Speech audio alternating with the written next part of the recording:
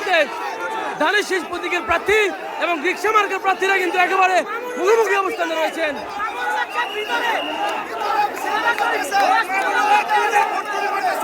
দুই পক্ষের অভিযোগ আছে, এগুলো খুব সিম্পল বিষয়। এখানে ভোটের মধ্যে কোনো ধরনের প্রভাব পড়ে নাই। আপনারাও চলে যান, আপনারাও পিছিয়ে যান, যদি না হয় তাহলে আমরা লাঠিপেটা করবো।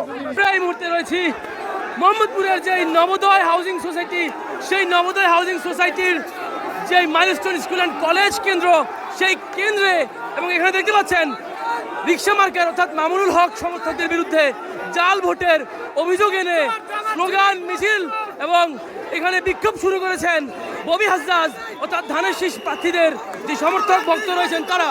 এই মুহূর্তে ধানের শীষ প্রতীকের প্রার্থী এবং রিক্সা মার্কের প্রার্থীরা কিন্তু একেবারে মুখোমুখি অবস্থানে রয়েছেন।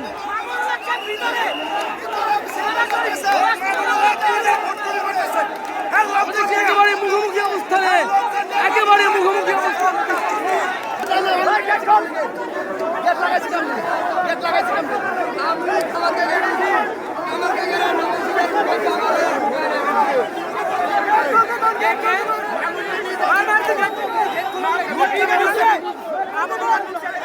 দুই পক্ষের অভিযোগ আছে, এগুলো খুব সিম্পল বিষয়।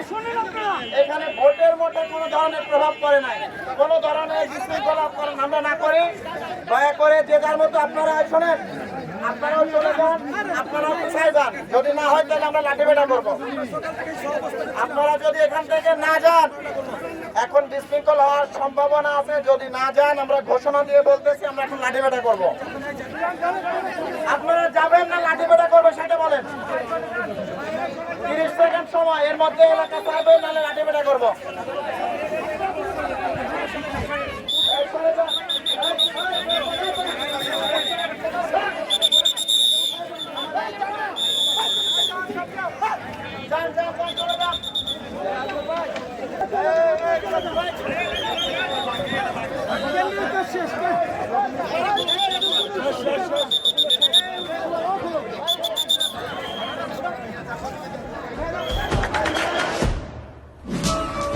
দেশে দেশে সবার সাথে দ্য নিউজ।